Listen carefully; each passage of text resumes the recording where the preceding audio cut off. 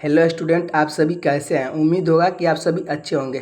कल के वीडियो में हम लोग 41 क्वेश्चन तक कर लिए थे और आज के इस वीडियो में हम लोग 42 क्वेश्चन करेंगे। 42 से ऊपर क्वेश्चन करेंगे। टोटल बच्चों 80 से अधिक ऑब्जेक्टिव क्वेश्चन है। आप लोग यदि 80 ऑब्जेक्टिव क्वेश्चन को पूरे देख लेते हैं तो आपसे एक भी फिजिक्स का दूसरा चैप्टर का एक भी प्रश्न नहीं छूटेगा। आप लोग इसको ध्यान में रखिएगा। 42वां प्रश्न का आप लोग आंसर कल कमेंट में दिए थे या नहीं, आप लोग येस या नो जरूर लिखिएगा। तो 42वां प्रश्न कह रहा है कि निकट दृष्टि दोष को दूर करने के लिए किस लेंस का व्यवहार होता है। तो किस लेंस का व्यवहार होता है बच्चों, तो अवतल लेंस का होता है। ऑप्शन बी आपका बिल्कुल सही हो जाएगा। आप लोग इसको याद कर लीजिएगा। 43वां प्रश्न कह रहा है कि आँख में प्रवेश करने वाले प्रकाश की मात्रा को नियंत्रित करता है। तो आँख में प्रवेश करने वाली प्रकाश की मात्रा को कौन नियंत्रित करता है, तो आप लोग कमेंट में ज़रूर लिखिएगा। तो यह परितारिका नियंत्रित करता है। ऑप्शन ए आपका बिल्कुल सही हो जाएगा। ये जितने भी प्रश्न करा रहे हैं बच्चों, ये सब के सब VVI प्रश्न है, इसलिए आप लोग सभी प्रश्न को जरूर याद कर लीजिएगा। 44वां प्रश्न है कि नेत्र में प्रवेश करने वाले प्रकाश किरणों को अधिकांश परावर्तन होता है। तो नेत्र में प्रवेश करने वाले प्रकाश की किरणों का अधिकांश अपवर्तन होता है। तो किसके द्वारा होता है, तो कार्निया के बाहरी पृष्ठ के द्वारा होता है। ऑप्शन सी आपका बिल्कुल सही हो जाएगा। आप लोग वीडियो को एक लाइक जरूर कर देंगे और इस चैनल को भी जरूर सब्सक्राइब कर लेंगे। 45वां प्रश्न कर रहा है कि मंद प्रकाश में किस किस शिथिलता से पुतली पूर्ण रूप से फैल जाती है। तो किसकी शिथिलता से फैल जाती है, तो परितारिका से। ऑप्शन बी आपका बिल्कुल सही हो जाएगा। आप लोग सारे प्रश्न को जरूर याद कर लीजिएगा।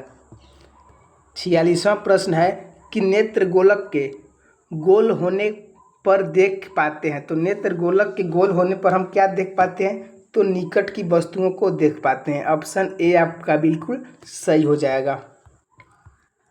47वां प्रश्न है कि वस्तु को हटा लेने के बाद भी नेत्र पटल पर प्रतिबिंब कितने सेकंड तक रहता है। तो कितने सेकंड तक रहता है, तो 1/10 सेकेंड तक रहता है। 1/10 सेकेंड। आप लोग इसको याद कर लीजिएगा। ऑप्शन ए आपका बिल्कुल सही हो जाएगा। 48वां प्रश्न है कि दृष्टि निबंध सिद्धांत का उपयोग कहाँ किया जाता है। तो दृष्टि निर्बंध सिद्धांत का उपयोग कहाँ किया जाता है बच्चों, तो यह चलचित्र प्रक्षेपण में किया जाता है। ऑप्शन ए आपका बिल्कुल सही हो जाएगा। आप लोग इसको याद कर लीजिएगा। 49 प्रश्न कर रहा है कि कार्निया के पीछे क्या है जो काले रंग की पेशियों का समुच्चय है। तो कार्निया के पीछे क्या है जो कि काले रंग का पेशियों का समुच्चय है, तो यह परितारिका है। ऑप्शन ए आपका बिल्कुल सही हो जाएगा। आप लोग पिछला वीडियो नहीं देखे हैं तो इस वीडियो के डिस्क्रिप्शन में जाइएगा, वहाँ वीडियो का लिंक मिल जाएगा, वहाँ से आप लोग पहला वीडियो जरूर देख लीजिएगा। 50वां प्रश्न कर रहा है कि आयु में वृद्धि होने पर मानव नेत्र में समंजन क्षमता घट जाती है, यह दोष कहलाती है। तो यह कौन सी दोष कहलाती है बच्चों, ऑप्शन ए में अबिंदुकता की, ऑप्शन बी में दीर्घ दृष्टि दोष की, ऑप्शन सी में है लघु दृष्टि दोष की, जरा दृष्टि दोष। तो क्या कहलाती है, तो जरा दृष्टि दोष कहलाती है। ऑप्शन डी आपका बिल्कुल सही हो जाएगा। 51 प्रश्न कह रहा है कि कार्निया में दोष अर्थात उसके पूर्णतः गोलीय न होने के कारण किस प्रकार का नेत्र दोष होता है। तो किस प्रकार का नेत्र दोष होता है, तो यह अबिंदुकता होता है। ऑप्शन ए आपका बिल्कुल सही हो जाएगा। आप लोग सारे प्रश्न को जरूर याद कर लीजिएगा, ये सब के सब इम्पोर्टेंट प्रश्न है। 52वां प्रश्न कह रहा है कि अबिंदुकता नेत्र दोष वाले व्यक्ति के चश्मे में किस तरह के लेंस से दोष का निवारण होता है। तो किस तरह के लेंस से नेत्र दोष का निवारण होता है, तो बेलनाकार लेंस से। ऑप्शन बी आपका बिल्कुल सही हो जाएगा। 53 प्रश्न कह रहा है कि दोष रहित नेत्र 25 सेंटीमीटर और अनंत के बीच रखी वस्तु को आसानी से देख पाता है, इसके बीच की दूरी को कहते हैं। तो इसके बीच की दूरी को क्या कहते हैं, तो दृष्टि परिसर कहते हैं। ऑप्शन ए आपका बिल्कुल सही हो जाएगा। 54 प्रश्न है कि मानव नेत्र 2 है, अतः इनका दृष्टि क्षेत्र होगा। तो मानव नेत्र 2 है तो इसका दृष्टि क्षेत्र कितना होगा बच्चों, तो आप लोग जरूर कमेंट में लिखिएगा। तो 180 डिग्री होगा। ऑप्शन ए आपका बिल्कुल सही हो जाएगा। 55 प्रश्न कह रहा है कि दूरदृष्टि वाली आंखें साफ साफ देख सकती है।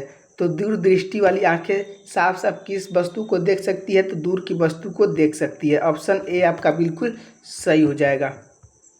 56वां प्रश्न कह रहा है कि दीर्घ दृष्टि दोष होने का क्या कारण है? तो दीर्घ दृष्टि दोष होने का सबसे अधिक कारण है कि अभिनेत्र लेंस की फोकस दूरी का अत्यधिक बढ़ जाना। ऑप्शन डी आपका बिल्कुल सही हो जाएगा। आप लोग इसको याद कर लीजिएगा। 57 प्रश्न कह रहा है कि अभिनेत्र लेंस की फोकस दूरी में परिवर्तन किया जाता है। तो अभिनेत्र लेंस की फोकस दूरी में परिवर्तन क्या किया जाता है? तो पश्चमाभि द्वारा। ऑप्शन सी आपका बिल्कुल सही हो जाएगा। पश्चमाभि द्वारा अभिनेत्र लेंस की फोकस दूरी को परिवर्तन किया जाता है। 58 प्रश्न कह रहा है कि रेटिना प्रकाश को परिवर्तित करता है। तो रेटिना प्रकाश को परिवर्तित करता है किसके द्वारा? तो विद्युत सिग्नल में। किस में परिवर्तित करता है? तो विद्युत सिग्नल में परिवर्तित करता है। ऑप्शन बी आपका बिल्कुल सही हो जाएगा। आप लोग वीडियो को एक लाइक जरूर कर दीजिएगा बच्चों। 59 प्रश्न कह रहा है कि नेत्रदान करने वाले व्यक्ति की आयु सीमा होगी। तो नेत्रदान करने वाले व्यक्ति की आयु सीमा कितनी होनी चाहिए? तो इनमें से सभी, यानी 10 वर्ष भी, 25 वर्ष भी, 60 वर्ष भी, इनमें से सभी हो जाएगा। ऑप्शन डी आपका बिल्कुल सही हो जाएगा। आप लोग इसको याद कर लीजिएगा। 60वां प्रश्न है कि मृत्यु के पश्चात कितने घंटे के अंदर नेत्र निकाल लेना चाहिए? तो कितने घंटे के अंदर नेत्र को निकाल लेना चाहिए? तो 4 से 6 घंटे के भीतर नेत्र को निकाल लेना चाहिए। ऑप्शन बी आपका बिल्कुल सही हो जाएगा। 61वां प्रश्न है कि इनमें से कौन व्यक्ति नेत्रदान कर सकता है? तो इनमें से कौन व्यक्ति है जो कि नेत्रदान कर सकता है? तो ऑप्शन ए में कह रहा है संक्रामक रोग से पीड़ित, ये नहीं होगा बच्चों। मधुमेह का रोगी ये हो सकता है, और दमे की रोगी ये भी हो सकता है। ऑप्शन बी और सी हो जाएगा। ऑप्शन डी आपका बिल्कुल सही हो जाएगा। 62वां प्रश्न कह रहा है कि कौन रंग है जिसका खतरे के सिग्नल में उपयोग होता है? तो आप लोग कमेंट में लिखिएगा कि वह कौन रंग है जो कि खतरे के सिग्नल में उपयोग होता है। आप लोग इसे कमेंट में ज़रूर लिखिएगा। इसका आंसर हम बाद में देंगे बच्चों, पहले आप लोग लिखते चलिए कमेंट में। 63वां प्रश्न है कि श्वेत प्रकाश जब प्रिज्म से होकर गुजरता है तो जो रंग सबसे अधिक विचलित होता है वह है। तो वह सबसे अधिक विचलित कौन सा रंग होता है बच्चों?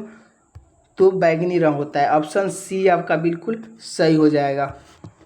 64वां प्रश्न है कि प्रकाश एक पतली झिल्ली से होकर नेत्र में प्रवेश करता है, इस झिल्ली को कहते हैं। तो इस झिल्ली को क्या कहते हैं? तो कार्निया कहते हैं। ऑप्शन बी आपका बिल्कुल सही हो जाएगा। आप लोग इसको याद कर लीजिएगा। 65वां प्रश्न है कि प्रिज्म से होकर सूर्य का श्वेत प्रकाश गुजरने पर श्वेत प्रकाश 7 रंग में विच्छेदित हो जाता है।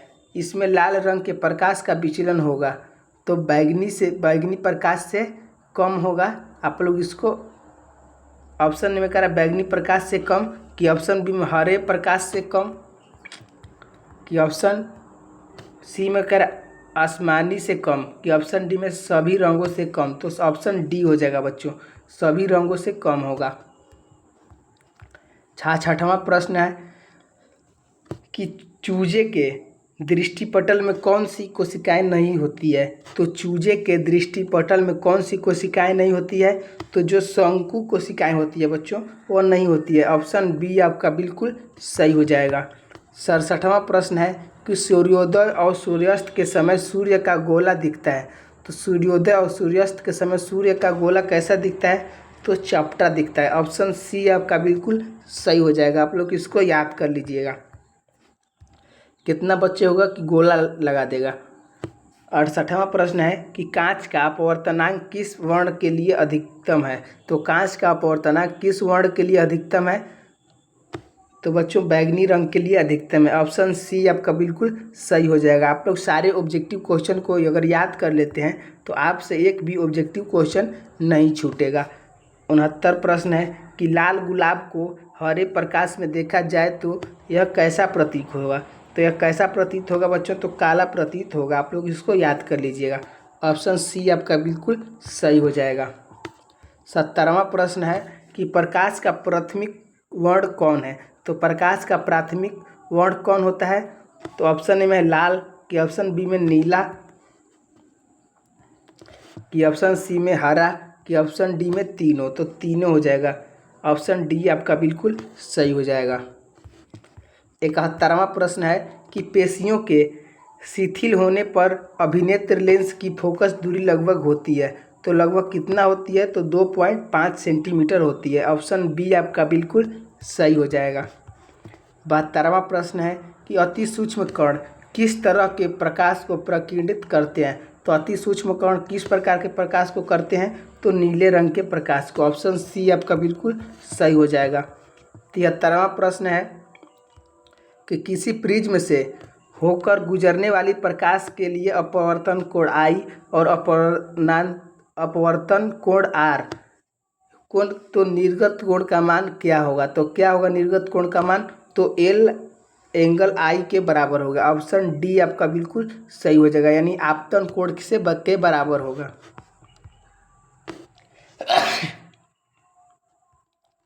74वां प्रश्न कर रहा है कि वास्तविक सूर्यास्त और आभासी सूर्यास्त के बीच लगभग कितने समय का अंतर होता है? तो लगभग कितने समय का अंतर होता है बच्चों? तो 2 मिनट का अंतर होता है। ऑप्शन बी आपका बिल्कुल सही हो जाएगा। 75वां प्रश्न है कि सूर्योदय और सूर्यास्त होते समय सूर्य कैसा दिखाई देता है? तो सूर्य कैसा दिखाई देता है बच्चों? तो लाल दिखाई देता है। आप लोग जरूर याद कर लीजिएगा, ऑप्शन बी आपका बिल्कुल सही हो जाएगा। 76वां प्रश्न कह रहा है कि एंगस्ट्रॉन का मान क्या होता है? तो एंगस्ट्रॉन का मान क्या होता है बच्चों? ऑप्शन ए में कह रहा है 10/10 मीटर। तो कितना होता है? तो 10/10 मीटर। ऑप्शन ए आपका बिल्कुल सही हो जाएगा, यानी 10 के पावर 10 मीटर इस तरह होगा बच्चों।